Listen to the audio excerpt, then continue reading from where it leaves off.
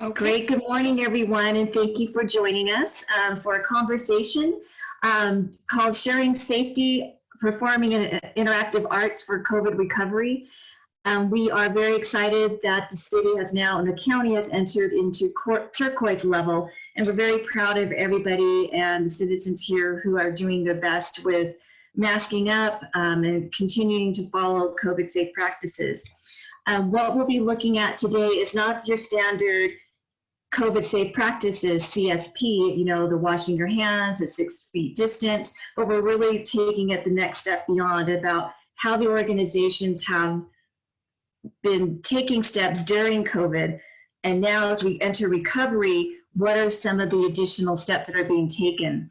And that is really the details of how you train your staff, how do you prepare your facility, and also working with affinity groups and national groups, regional groups.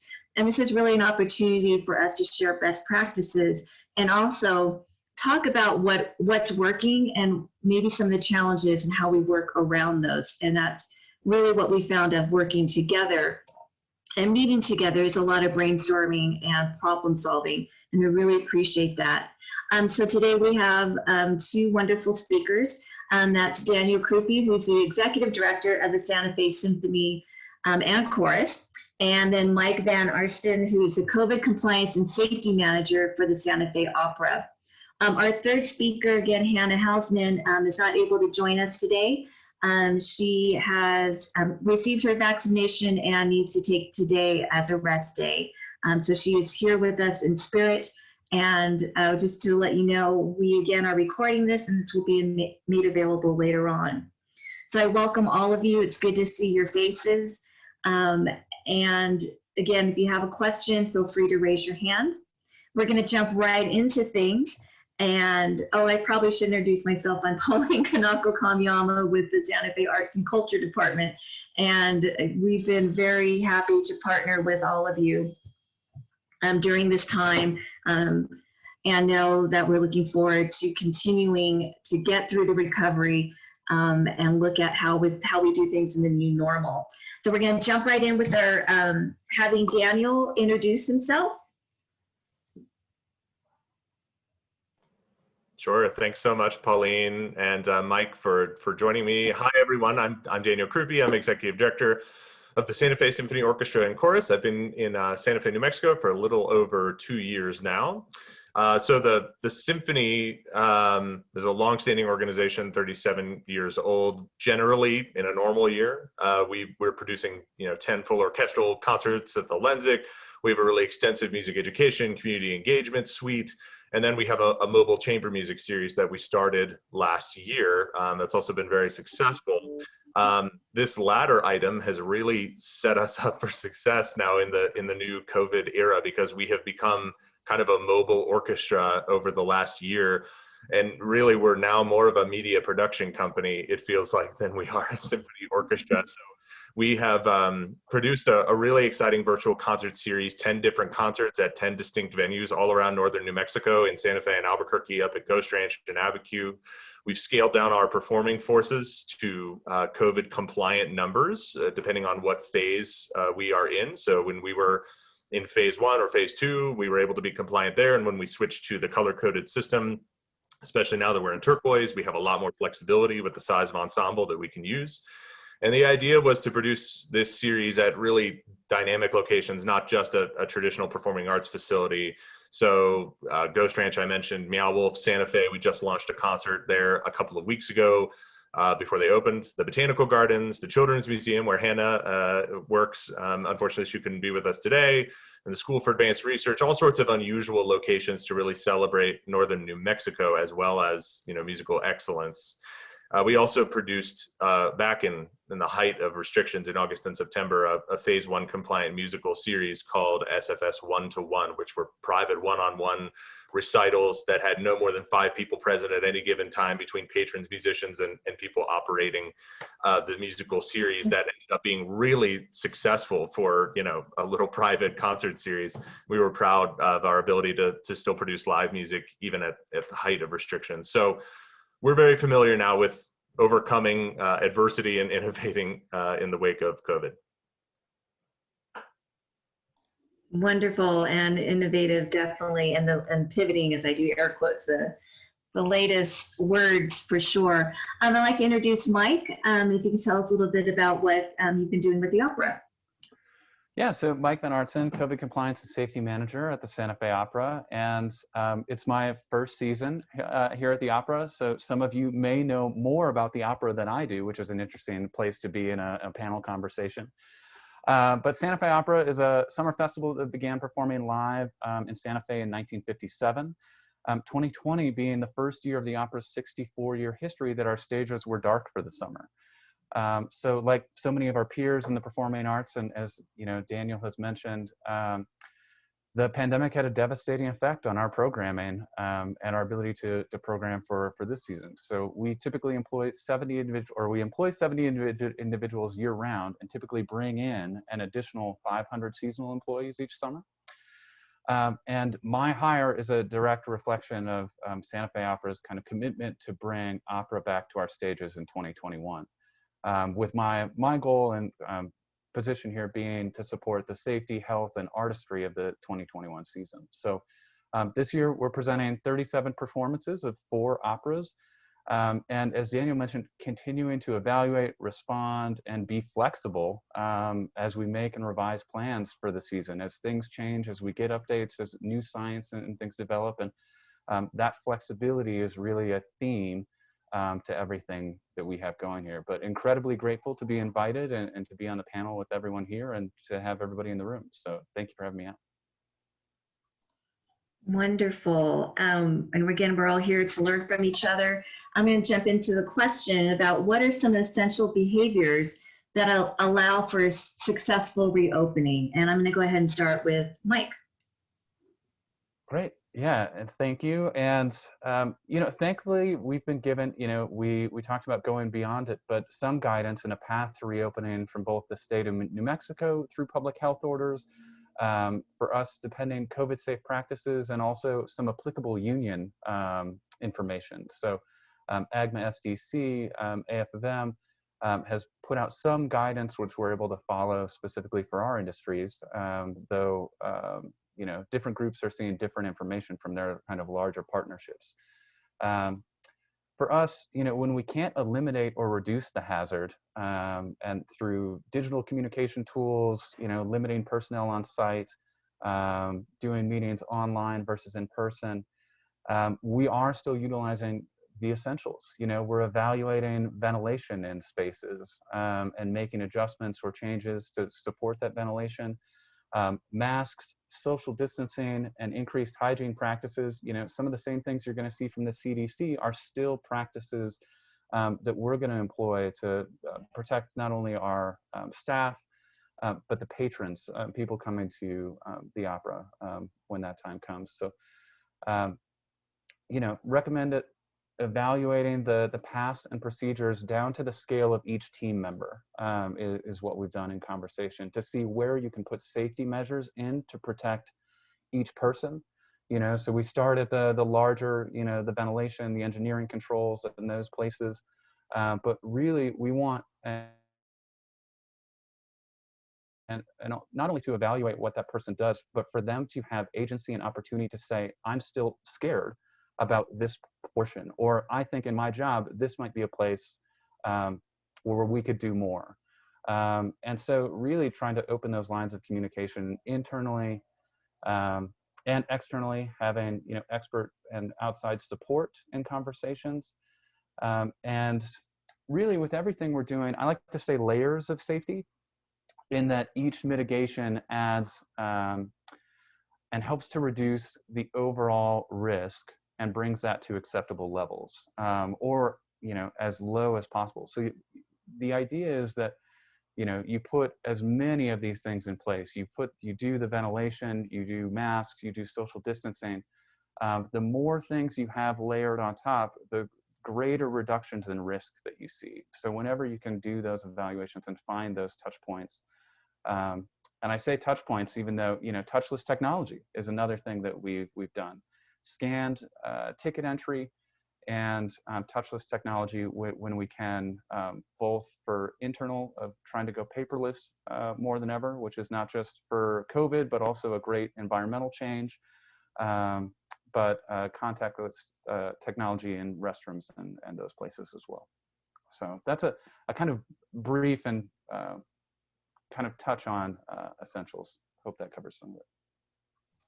Oh, it's a huge umbrella. Daniel, do you have anything to add to that, what you guys are doing?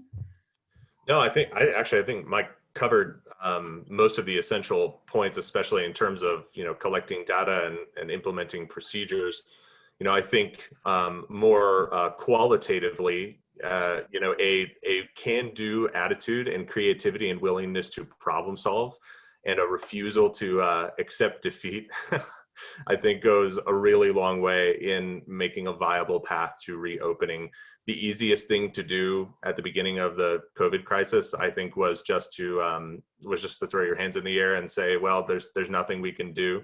But through creativity and perseverance, we have discovered that a lot is possible that we didn't think we'd be able to take a symphony orchestra out in the middle of the desert at Ghost Ranch to film them for an entire day, and have thousands of people tune in from all around the world. And it turns out, with a mindset directed toward health and safety first and foremost, and a commitment to that above all else, and with a willingness to kind of innovate and persevere, a lot is possible. And to Mike's point earlier, flexibility and a predisposition to continued education and continued learning, I think, is really important to success. We are all going to make mistakes. We're all learning to become experts in a brand new field that has relatively little history and research to it. And there are going to be slip-ups that occur either on the part of a team member or one of our artists or a patron that's attending a facility. And we have to learn to accept that and learn how to take it in stride and make corrections to our systems, as Mike was articulating, or make corrections in the mind of our patron base in terms of what are acceptable actions and responses to health and safety protocols if we're going to be successful. For us as well, I will say a real commitment to collaboration was really, that was the only way we were able to move forward with our series, our virtual series, in the fashion that we did. We've become a hyper collaborative organization. So every single concert that we produce is not only in partnership with a different unique venue, but in some cases we have co-presenting partners that are totally unique for us, presenting an environmental concert with Wild Earth Guardians at the Santa Fe Botanical Gardens. That was something totally different than anything the symphony has produced prior to now, but it allowed us to advance, not only provide a new venue for our series, but it also opened up our brand to a whole new audience base in working with these distinct organizations and a whole different audience subset. So collaboration and partnership really were helpful in advancing our activities. Now, that's one of the beautiful things I think that has really come out from this pandemic, instead of being competitive with each other because scarcity of resources, to actually see the amount of reaching out across different types of venues, different formats and organizations, and coming together, because like they say, we're all in it together. And I think the success of one is the success for all of us. I do want to pick up, because what we were talking about, we were talking about, the operational use, right? The HVAC, the engineering part of it. And what you and Mike both spoke about, Daniel, was about the agency of each person. So I'm wondering how do you take the COVID safety beyond your everyday operations? How do you bring that? And either Mike or Daniel.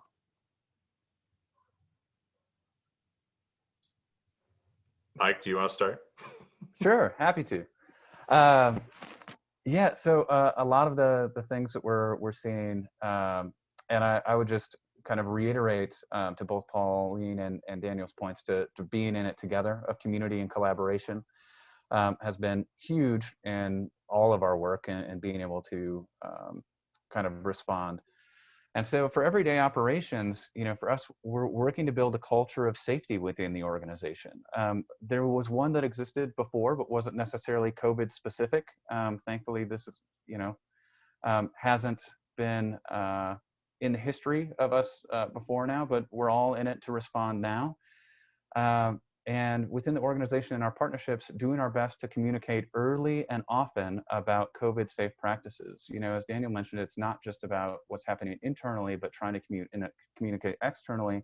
And even, this conversation, this panel is one of those opportunities, a touch point to be with you all and have this conversation and have an open dialogue of questions. And, we're learning in every conversation.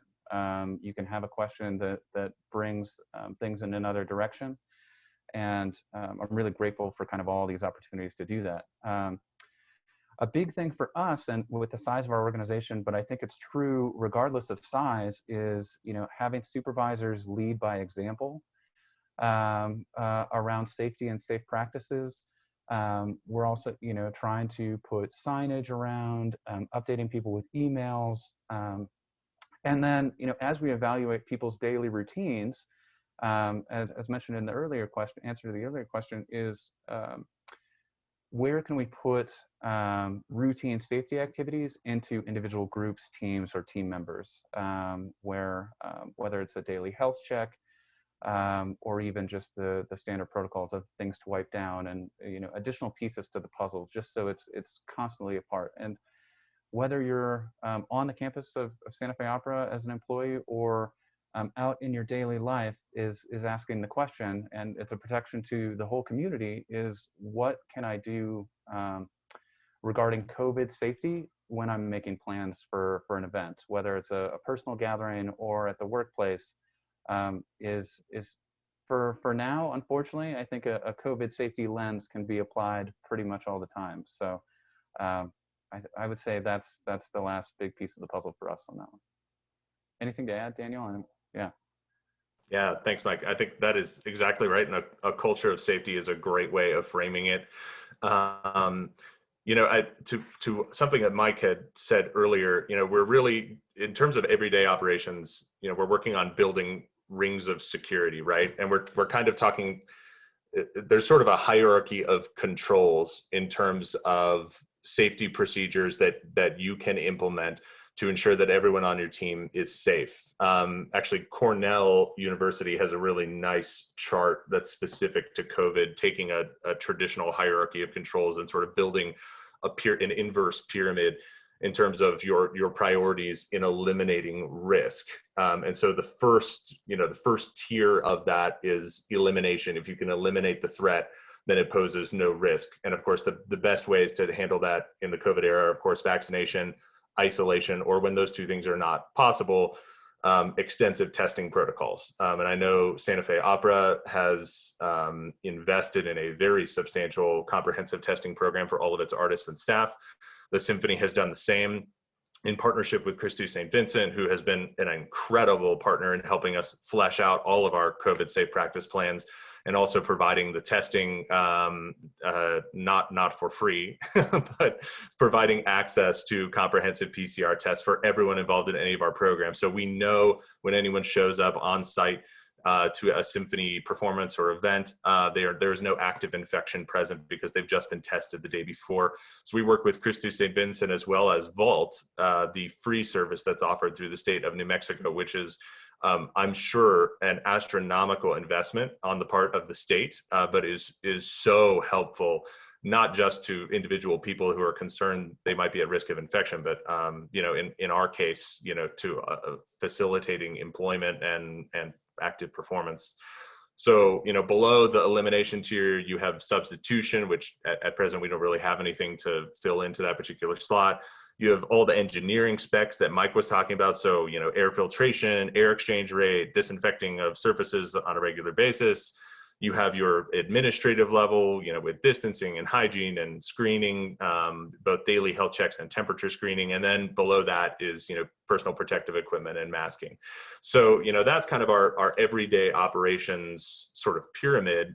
But beyond that, speaking again to something Mike mentioned earlier, giving people all throughout your organization, whether it's the executive director or whether it's one of our musicians or, you know, our COVID safety compliance manager or an intern, giving those people the agency to identify where shortfalls exist in protocols, because lapses will exist. We're building new systems from the ground up. So identifying where those shortfalls exist and identifying ways to improve them, or just raising your hand and saying, hey, I'm really not comfortable in XYZ circumstance. Can we correct it? And if not, giving those people the flexibility to say, you know, I'm going to self-select and opt out of this particular activity without penalty, I think is really important. So transparent communication is, I think, absolutely essential, especially to, you know, developing that culture of health and safety that goes beyond just everyday operations and sort of seeps into the fabric of the company. And I definitely think that's, you know, we're doing that internally with the city as well, trying to, as we create this culture of safety. And it's to not shame someone who isn't, you know, as comfortable as other people, but really to be supportive of folks. And I can speak about the vault test. It's actually a saliva test. Just so if you haven't done it, it is free. It's available at home. You log in and someone will monitor you as you spit into this tube. They watch you seal it, and then you drop it off at like a UPS. So it's really simple and easy. It is a free thing to do if you are thinking about making that a required or opt-in type of testing besides doing temperature checks. I just wanted to share what I know about the Children's Museum. Early on last summer, they were able to have interactive summer camps, very small numbers, again, compliant with the state's number of who can gather. And they put together a really comprehensive training guide for their staff as well as for the parents to follow, so that when there was a sense of reassurance that this is what is being done to protect you and to keep everyone safe. And yet at the same time, the staff had a protocol, a manual protocol of hourly cleaning. You know, as one group comes in, there's a downtime for sterilization and sanitizing, and did just different things for all their different activities,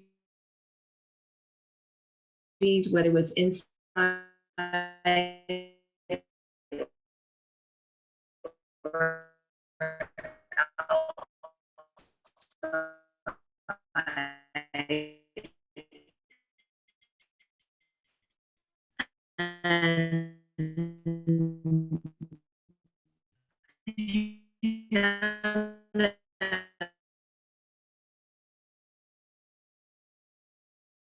And I open that up to Daniel. Sure. Thanks, Pauline. So the Santa Fe Symphony is a unionized organization with the American Federation of Musicians. So we, in developing our COVID safe practice plan, that is not something we can do in isolation just as the administration of this organization. We have to work collaboratively with the union on the local level and the national level to develop safe practices that are not only in accordance with what the state of New Mexico requires or what the city requires, but are consistent with national guidelines from the AFM, and also uses, you know, broad input from SAG-AFTRA and AGMA, as well as the American Federation of Musicians. Additionally, my organization, the Symphony, is a very unique organization in that it's highly collaborative with its musician base. So it's really a musician-led organization. They're involved in every level of artistic decision-making. In a traditional year, they're involved on the board of directors in a really intimate way. And so when developing COVID-safe protocols, we felt it was very important to have a very heavy musician voice in the development of the procedures, considering they are the ones who are primarily going to be working under the conditions in addition to the production staff. So we had some very extensive conversations, you know, 2 hours from, 8 p.m. to 10 p.m. It felt like, 10 times over the course of a couple of months with, 7 musicians from the orchestra, representatives from administration, the local union representative, Tracy Whitney, down in Albuquerque, and then a national representative who were facilitating the conversation. And, I think we learned pretty quickly is it does not have to be a confrontational process to develop. It doesn't have to be a collective bargaining process where if you give this, then I'll give this, or no, we're not gonna bend or be flexible in this way. The goal as a unit was to develop a comprehensive safety plan that was going to keep people safe, that was not going to bankrupt the organization, and that would be able to allow us to create music and put out art in a time where we don't have as ready access to live performing arts as we have in the past. So over the course of those extensive meetings, we ended up developing collaboratively a set of CSPs that I thought were very extensive, 7 or 8 pages worth of COVID safe protocols, until I heard what Santa Fe Opera had put together, which I think is a 100-page manual for COVID compliance, which must set a record, I think. So kudos to Mike and his team for putting that together. It's absolutely incredible. But using the data from not just the American Federation of Musicians, but the SAG-AFTRA, which is the Screen Actors Guild, and the American Federation of Television and Radio Artists, and then also AGMA, which is the American Guild of Musical Artists, that provided sort of a nationally tested set of standards that we could use and then adapt to the state of New Mexico or the city's guidelines or venue specific guidelines wherever we were, to develop a comprehensive set of CSPs. And then it also allowed us some additional ammo in our conversations with the governor's office and with the Department of Cultural Affairs, as we were seeking to develop an industry-wide set of CSPs for the performing arts in New Mexico, which didn't exist prior to a few months ago. It gave us tools in our tool belt to say, look, here are the guidelines nationally from these vetted unions. Here's what we need to do to keep our performers safe. And that allowed us to work very quickly in collaboration with the governor's office and with the state of New Mexico Department of Cultural Affairs to develop a set of CSPs that allowed us to reopen this industry. Great. And Mike, would you like to elaborate? Yeah, there's not a ton to add. Daniel has covered a lot of ground, and I would say similarly, those conversations continue with both artists and union representatives. And much as mentioned, we're doing our best to keep those dialogues open and clear, concise, and that openness continues as we see changes in information and guidance. But there's motivation on both sides. People want to perform. We want to have them performing, and we want audiences to be able to experience that performance. So it's really, I would just echo and second the prioritizing safety and addressing those concerns in real time ahead, when you can. Proactively rather than reactively is always better, but things are changing. To one of the questions we have in the chat about guidelines for venues operators for specific around cleaning and good air filtration, I think some of the best standards we have that is coming from AGMA out of most of the things that are out for venues. They put out some really clear in their appendix charts about distancing in pieces. So I'd recommend that as a place to go. So I think that's it, Pauline. I'll pass it back to you. Thank you. I think I froze. Are we good? We have another question in the chat. Can you talk about the applicability of CSPs to volunteer workforce and performers? Yeah, so, for that, it's a challenge to meet all of the different pieces, and it depends on what's applicable to each organization. And for Daniel and I at the Santa Fe Opera, we have 2 union contracts and agreements that we are applicable. We have the governor's CSPs, and some of the big challenges for that is with performers is some of the distances to audience and staging, and how that affects planning, staging, progress. The distances between performers, masked or unmasked, And for the volunteer workforces, we're trying to support them in the same ways that we're supporting the rest of our team. So people that we have on seasonally, full-time staff is giving them, resourcing them with as much information as possible to protect both themselves and the communities that they're interacting with. Really trying to get them as much information, depending on what it is, masks and otherwise. The PPE is providing to them. For us, they'll be a part of our testing program as well. So it's a lot more than a typical year, and we are going to see reductions in our overall volunteer levels. As part of that reduction of number of people on campus and on site when we can, not only for the CSPs and numbers, but as a protective measure to the community, is reducing our numbers when it's possible. Anything to add, Daniel? No, I think that's exactly right. And we have not had to cross this bridge yet because we've been producing exclusively this virtual series up until now, with the exception of that one-to-one series that we did produce back in the fall, where we had an active patron base. But we have not been utilizing volunteers for exactly this reason. It becomes a tricky sort of scenario. When we do move back into the Lensic, we're anticipating a return to live performance in the fall, and what that looks like in terms of distancing and capacity of hall, I think is a question we're kind of all wondering about right now. But we are planning with our volunteer workforce to require everything that we would require of our performers. So that's going to include a comprehensive testing program that'll include PPE and distancing and sanitization standards, and everything that we're asking of our employed musicians, we would be asking of our volunteers. And I think Mike is right. That's going to result in a significant reduction of people, A, that are willing to come out, and B, that want to undergo that high level of scrutiny. But if we are telling our patrons that we're doing everything that we can to keep them safe and healthy, then we can't have a different set of guidelines for volunteers versus what we do for our paid professionals. So that will be our philosophy when we return to live performance.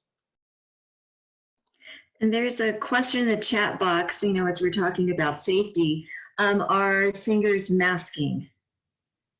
Or will that not be an issue as you socially distance?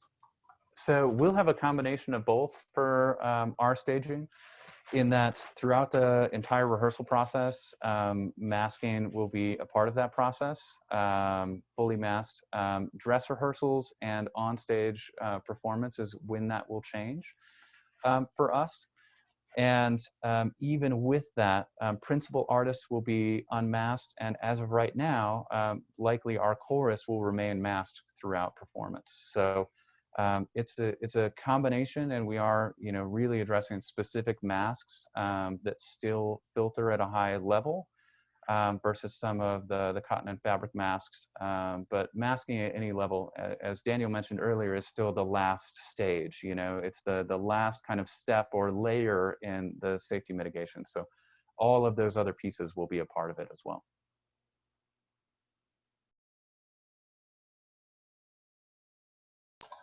Another questions, can you talk about the plans to test vaccinated performers? Do they plan to continue at the same rate? And that's from Valerie. I'm sorry, Pauline, can you repeat that question? I did not see it in the chat. Or is it in the queue? Oh, sorry, that was directed to me. Can you talk about the plans to test vaccinated performers? Or, if you're vaccinated, do they not have to test? And do they plan to continue at the same rate? Sure. Yeah, I can talk a bit about that. I'm sure Mike will have some input there as well. So we've had extensive conversations with our health and safety committee about this issue, especially as vaccinations continue to rise. Unfortunately, right now, there is no hard evidence and there's no guidelines from the CDC that have been released that suggest that vaccinated individuals cannot still transmit the virus to others. And so, although we feel that evidence probably will be coming out in the near future, and there have been some studies that have been released internationally, sort of isolated studies that say the risk of transmission is greatly reduced when you have a vaccinated individual It just, if it's not released by the CDC, then we can't really follow it as a guideline. So we're waiting for some additional guidance there, and currently testing all vaccinated individuals. We have not, I mean, we've been doing this for a long time now, for several months, and we have not had a single positive test thus far, which is great news. It's one less issue we have to deal with. Of course, I think that risk is lower with vaccinated people. We are going to be reevaluating that, A, once the CDC releases some guidance, and then B, once we start to achieve some level of herd immunity in the orchestra. So if we can get a threshold of 70, 80% of our orchestra members that are on stage vaccinated, I think then that conversation might start to change, where perhaps there's not as great of a risk. But that, again, will require renegotiation of our CSPs with the local union, the national union, our orchestra members. It's going to be a tedious process. So for now, we're continuing to test everyone involved. I'll jump in only to say that our evaluation and conversations regarding that are virtually identical to what Daniel just described, as far as not having an update to the scientific information, we are starting to see more and more studies, getting whispers that we'll get more information soon, but no direct statements. And that's really, we're trying to always respond to science in all of our decisions, and really want to use clear guidance and data, proven data, for the next changes. But it will similarly affect us and our conversations in the same way with union negotiations and changes to our protocols. Yeah, it's become that we are junior scientists, in the sense is that we are looking and reading the data and trying to make sense of the data. We are becoming more HR, human resources, when we didn't think that was part of our jobs, but yet now really seeing that communication is key in having clear policy and protocol, and more importantly, that is not so top heavy. And what I'm hearing from both of you is that really having that, I like that, the culture of safety and what that means, and how you are both approaching it on all levels, and having that input. So it's not top down, but really from all aspects, and ensuring that people are feeling safe. And the cost for having some of these systems put in place, the filtration, the operation cost. I mean, this is not a cheap thing. We putting in the motion hand sanitizer so that you don't have to push it down, but just little things like that are costly. And so could you talk about some of the fundraising efforts, or the resources that you had to do the PPE, but then also just the survival, and don't want to say just survival, but the thriving during this period of the pandemic. And maybe I'll start with Daniel. Sure, I'm glad to speak to that. No, you're right, Pauline. It's and Mike can speak to this too. It's a tremendously expensive investment to make sure that you're being not just COVID compliant, but that you're taking safety, to the top level. It is top of mind for everyone at the organization. So, Santa Fe Opera invested in a COVID compliance manager, a specific point person. We did the same with our own special projects manager, and invested in additional human resources to focus exclusively on COVID compliance. When we were running a fall series, we tried to just have our traditional staff sort of fill those roles as they could, to ensure we were meeting certain safety standards. But it became clear pretty quickly that there are so many other issues that are happening when you're on site, either filming or facilitating a live performance, that if you are not dedicating human resources exclusively to maintaining COVID compliance, you are going to miss things. So that happened early in our series, and we resolved moving forward to make sure that we had a dedicated human resources person working on an hourly basis, but still dedicated to ensuring that all patrons and performers were adhering to certain standards, and doing the test screenings, and showing us evidence of their negative PCR. So I think that's absolutely essential. And then, of course, purchasing all the PPE necessary. If you're a venue, upgrading your filtration standards, your air exchange rates. Mike might be able to correct me if Santa Fe Opera has been able to make some substantial investments. To my knowledge, at least in the venues we are working with, there's not a single venue that adheres to CDC standards for filtration and air exchange and humidity requirements. It's a really high threshold to hit and massively expensive to make those changes to your infrastructure and your whole HVAC system, especially in buildings, in some cases that were built hundreds of years ago. It's very difficult to retrofit with MERV 13 filters and air exchange rates 6 times per hour. It's a really high bar to clear.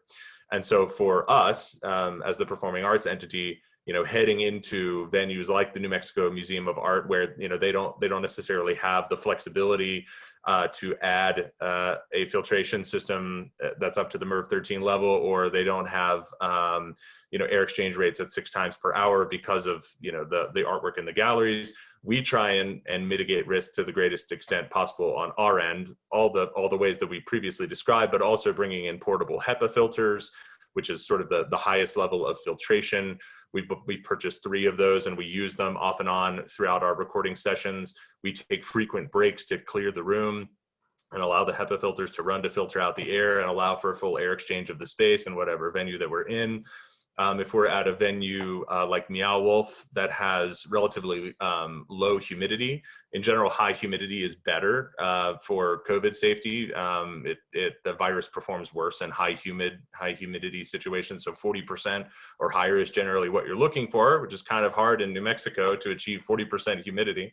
So we have humidifiers that we bring into the space, and in between recording sessions, we facilitate the activity of that. But those are all additional investments we had to make. I mean, portable HEPA filters are not cheap. The masking and sanitizing is not cheap. We were fortunate to be able to apply for a grant through the New Mexico Finance Authority, which was made available, I think, at the end of last year. It was around December, and we received that funding either in late December, early January. And you were able specifically to allocate some of the funding that you received from the Finance Authority to the purchasing of PPE to keep your people safe. So we were able to use a significant chunk of that change to make those investments that we needed to.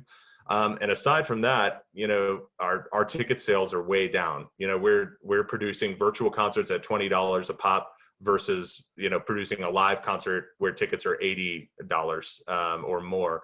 So we've had to really rely on the generosity of our sponsors, of individual philanthropy in particular, and a lot of these federal resources. The tax credits, the ERTC through the federal, through the CARES Act, PPP, Shutter Venue Operator Grant, all of those resources are allowing us to make the necessary investments to our infrastructure. Thank you, Mike. Anything you want to add? Again, we're exploring kind of similar offerings. The pandemic continues to play an enormous detriment to our budgeting. Daniel ended with some ticketing. Normal year, we would see about 10 million in ticket sales. Right now, we anticipate seeing about 2.5. But Santa Fe Opera has a dedicated and incredibly active development department, which plays a huge role in our ability to fundraise. So I, as being a part of the organization, just as long as I have, I'm incredibly grateful to that team. And to government officials locally and nationally who have continued to support the arts in funding, the loans, the grants that Daniel mentioned, in information, as far as the updates and CDC, some specific to arts venues. They have started, the NEA has started to do some video and communication series around arts organizations specifically, and just resourcing. So, and really just trying to utilize the things that are available to us. Our community partners, again, those collaborations, that piece of the puzzle is a way of understanding and knowing about what other pieces are available to us. Without those conversations, I don't know that we would be in as good of a place as we are, and still continuing to work to be better and support kind of the full thing. But safety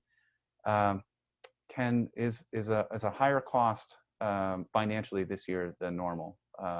But I think that's our ability to perform, to bring the art forms and everything to the community at this level is going to require those larger investments. So. And then a question as we talk about the investments for the COVID safe practices, there's a question about liability insurance. Did that increase for you during this time? So for us, we've been evaluating, depending on what we're doing, we've continued to have conversations with our insurers around, the testing programs and those pieces, and just trying to have an open dialogue with our insurance. I can't speak to if we've seen drastic increases in our liability, not to my knowledge. To the best of my understanding, no, but we have continued to kind of inform them as to the practices that we have, what we plan to do for the season, to just keep them as up to date as possible. With every transparency and open dialogue is throughout the organization, throughout our partnerships, is really the leading edge of how we're responding to the pandemic and these conversations.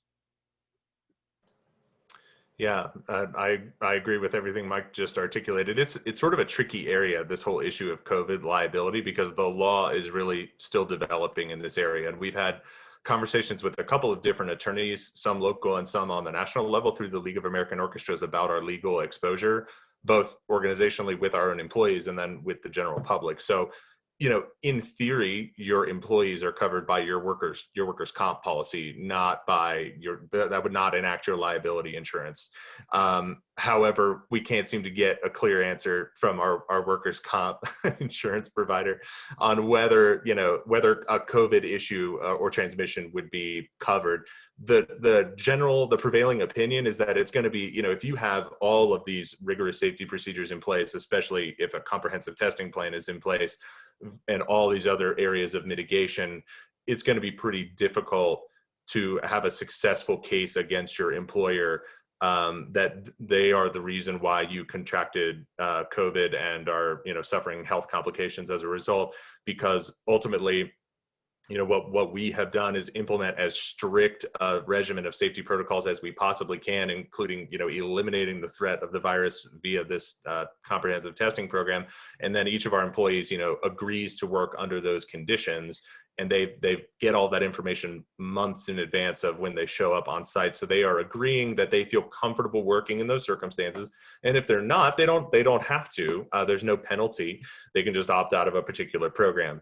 So the advice I have been given from legal experts is that it's going to be very hard to have a successful case against your employer in that particular instance in workers' comp. When we're talking about third parties, so if we're talking about an audience, then we're talking about liability insurance. And our liability insurance was already pretty extensive prior to COVID, but again, no one is willing to give a straight answer on whether a case of COVID that results in severe health complications is going to be covered by that liability insurance. And our attorney indicated to us that, even if they were to perform a lengthy analysis for us and, come out with an official opinion, it would probably be irrelevant because the law surrounding COVID liability is still developing, and there's legislation already in the works, and some legislation that's kind of already out that is designed to protect organizations from some of that, or shield some organizations from some of that liability if it does become an issue. So much to think about. And I don't know, so earlier on, when the restaurants were able to open back up for outdoor dining, there was contact tracing, and I know the city is really encouraging residents to download the Novid app, and so that will, and I know some of the phones, when you do the upgrades, will have that tracking, contact tracking, and I'm not sure if that's something that you've considered for your patrons, or how that might work. Just throw that out there.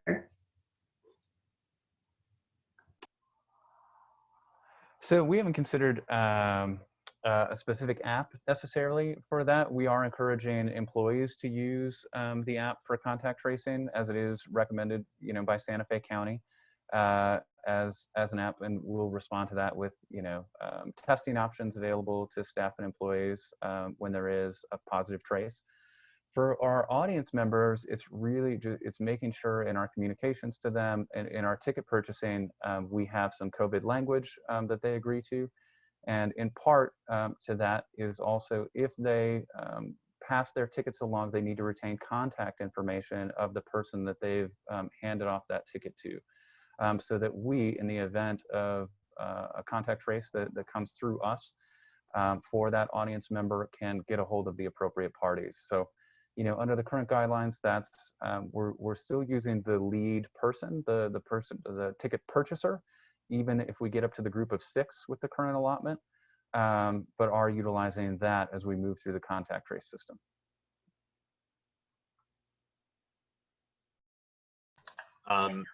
Thanks, Pauline. And to add on to what you said, Pauline, about restaurants and their standard procedures, there is another tool that is available through the city of Santa Fe, and that is actually, it's through the state, excuse me, the New Mexico Safe Certified program. So this is sort of a training program that originally was intended, for hotels and restaurants and all these other disparate industries that needed some sort of comprehensive localized training program to make sure that their employees and their volunteer base felt like they had the tools to succeed in reopening their industry. With the latest change in the CSPs that allowed for performing arts to have their own specific industry CSPs, now there is a performing arts New Mexico Safe Certified program as well.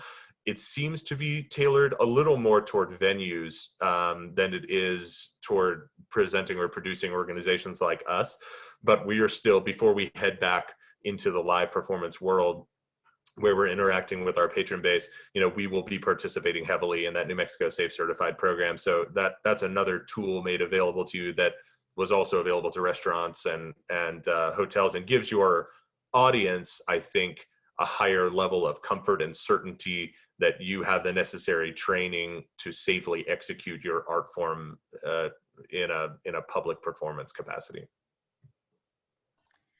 I want to take this opportunity to switch gears a little bit, and especially I'm going to direct this to Daniel, and I know, Mike, you might have some information too, is that, Daniel, you've been able to take this on the road. You take your show on the road. And so what are some of the challenges? Because you're looking at your own, working with the Lensic, which is usually your home base. But during this last year, you've been in different venues, outdoor, indoor. And so what has that been like? And what are some of what worked and what are some challenges?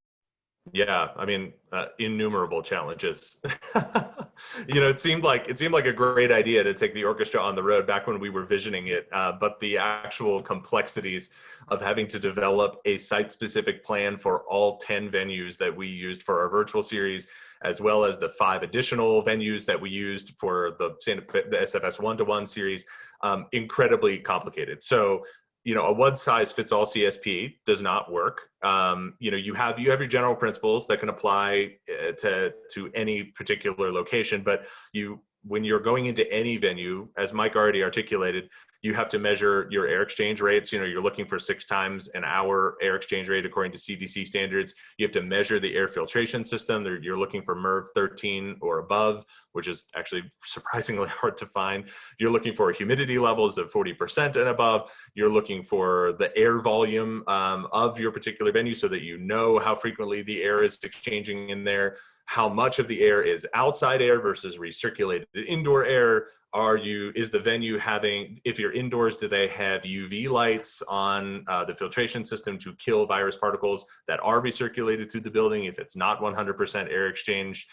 And so that requires, extensive communication with your venues and with the facility operations managers. And then in some cases where certain venues don't know this information, they don't know what their air exchange rate is, and they're not particularly incentivized, if it's not a performing arts facility, to have their HVAC professional come in and measure it, then in some cases we have had to pay for that service. So we will hire an HVAC professional to come out to a particular facility and take all these measurements, which is also not not cheap to facilitate.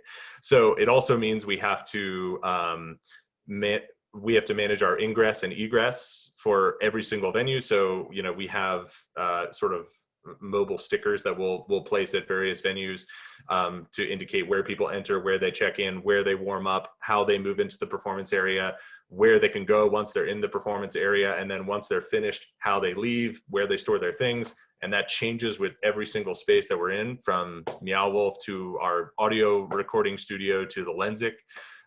So again, investment in human resources to make sure that you have someone dedicated to following all these procedures at all these disparate venues was incredibly important. And then I mentioned this earlier, but finding ways as an organization to mitigate risks when there are shortfalls at all of these various venues is so important.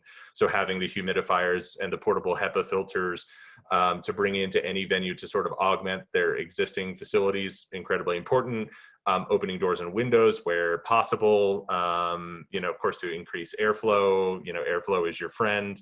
You know, having different areas for check-in and warm-up versus actual performance is incredibly important. So really, you know, it kind of all boils down again to transparency and open communication and flexibility on the part of everyone involved, not just your performers and your administration, but also your venue operators. It's quite a complicated task moving around to so many different spaces, but it is possible. That's the uplifting thing. Mike, do you have anything to add?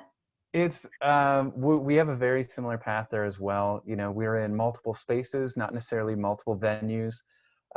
Really evaluating each space, ingress and egress paths for those space, ways to mitigate the risk when those systems don't meet the standards that we have in evaluation.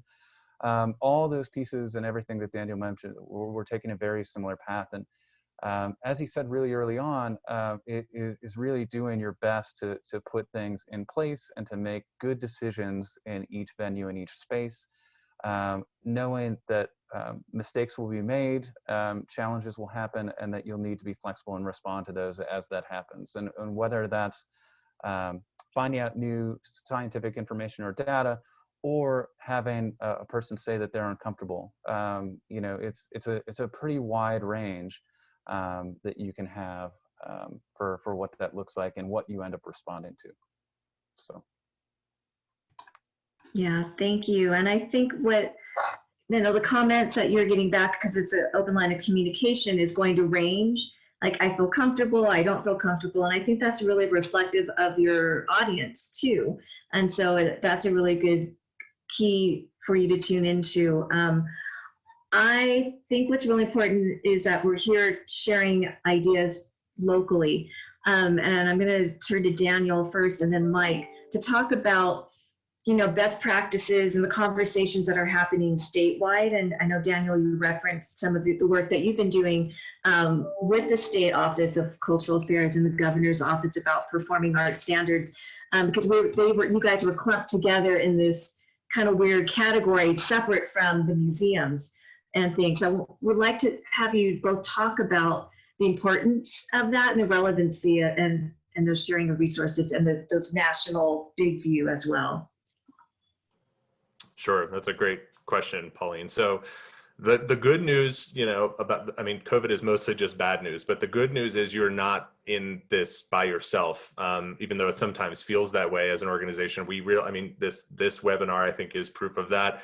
And the newly developed New Mexico New Mexico Performing Arts Coalition is also evidence of that. This is a national issue, and fortunately, there's a lot of creativity and innovation and a lot of dialogue going on the national level between other performing arts organizations on how best to approach a safe reopening for the performing arts. So, you know, I am constantly comparing notes with other orchestral executive directors on the national level through the League of American Orchestras. A similar entity exists for opera organizations and chorus organizations and dance and theater. So really sharing resources there and not being afraid to ask questions, I think it has been really indispensable to developing our safety plan.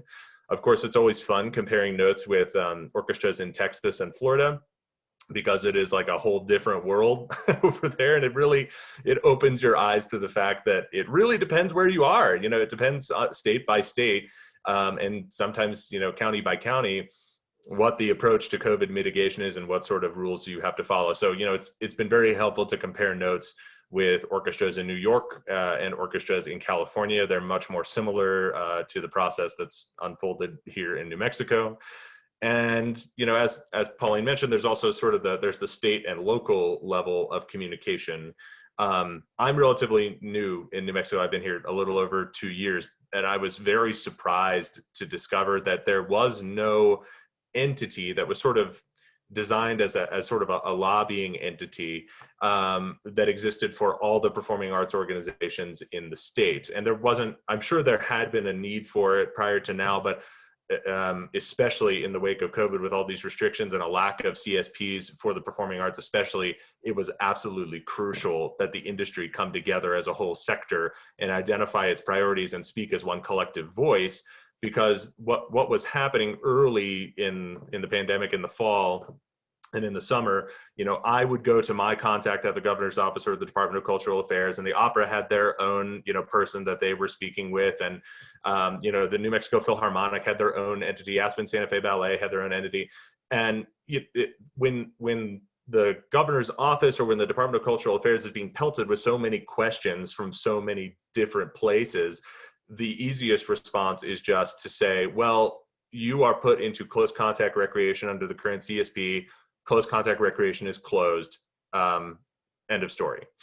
And that's not because there's any malice directed at the performing arts or because it's inherently more risky than eating unmasked at a restaurant. I think it was just, you know, their attempt to respond to the crisis and field all these disparate questions from disparate parts of the state. It's completely overwhelming. So we decided, there was a small group of performing arts organizations that decided to form what we call now the New Mexico Performing Arts Coalition.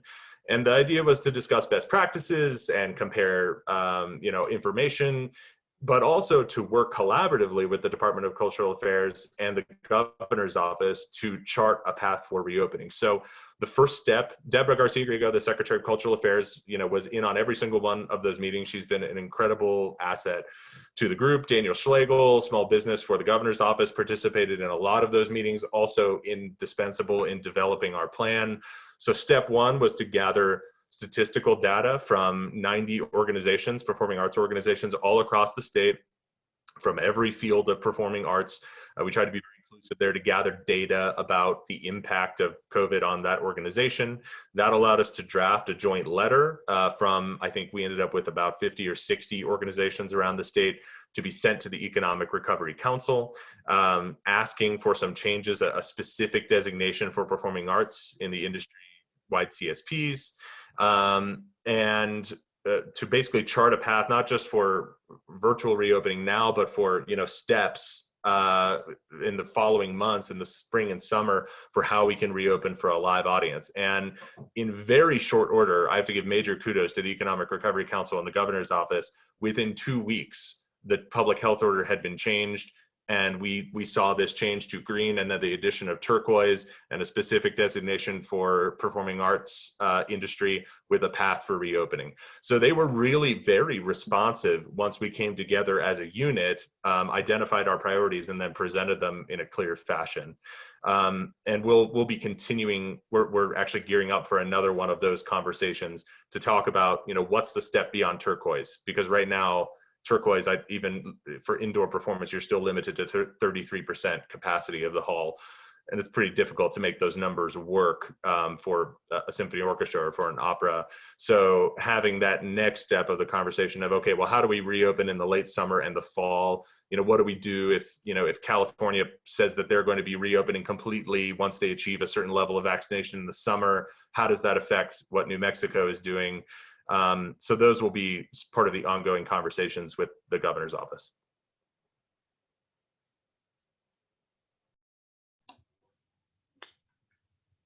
Great. Again, just having to wear many different hats beyond what you already do is to keep current.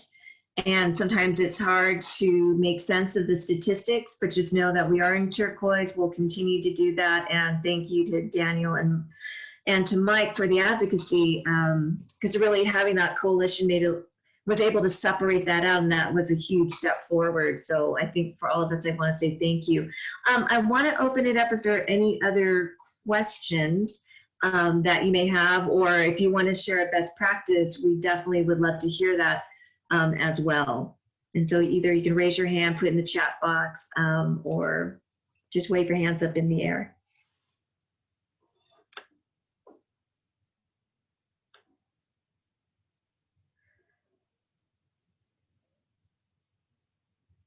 No? No questions? No comments? So what we'll do is this will be recorded and we'll put the link up on our website, and we'll include some of the links and information that was provided. And I think I'm going to invite Mike and then Daniel for any last parting words of advice, encouragement, inspiration, a joke. It's whatever. Well, thank you, and thank you again for everybody for the participation today and this offering. I would just say, one of the things that we didn't cover that I recall that I just wanted to mention is one thing as part of practices and part of the conversations is that mental health and the general well-being of everybody you have on staff. And just to not, as we talk about things to evaluate and things to be there and open and clear communications, that being a big part of it. It's been a long road to where we are now, and circumstances are not the same for everyone. And just, I think that recognition and the care that we can have each other to, in conversations and otherwise, care between individuals is always important, but maybe more important now than ever. So thank you. Yeah, that's a great point, Mike. The whole mental health piece. It has been a really long year, and we're all completely exhausted. And so having that compassion for your colleagues and your artists, and always, I think, coming from a place of compassion and empathy and understanding is really important. The only other things, I think the other note I would end on is to reiterate that, we are not alone in this fight. This is a national, international effort to combat something that's completely out of our control. So you have resources available to you in your colleagues, both statewide and nationally. And two, I really would reiterate that although it is daunting and formidable, this idea of reopening either the virtual or the live performing arts, anything I have learned is possible with sufficient attention to health and safety protocols, and with a collaborative and flexible mindset. You can accomplish anything. You can make live performance happen safely. You can make virtual performance happen safely. And two, I think our audiences are very hungry for the live performing arts. And although we're going to be under some restrictions, I'm sure, in the summer and the fall in terms of capacity limits and how many people we can have in a space at given time, or if we can have intermissions or whatever, the performing arts are going to come back stronger than ever, I feel, at the conclusion of the pandemic, because we have all realized how vital this industry is to our mental health, to our ability to feel human, like we're engaging with something bigger than ourselves, and have a shared experience with other people in a concert hall. I don't think anyone will ever undervalue that experience ever again. So, I think there's a very bright future for the performing arts on the other side of this, and people are going to come out in droves to support. Wonderful. I know we're all looking forward to that time, and we're getting so much closer to it. Thank you both so much, and thank you everyone for attending. It's really nice to be part of this community here in Santa Fe, and I look forward to sitting down and watching a performance with you all, and we'll do that again soon. So thank you. Be well, continue to reach out and talk to each other, and know that we're all here for each other. So thank you very much. Thanks, everyone.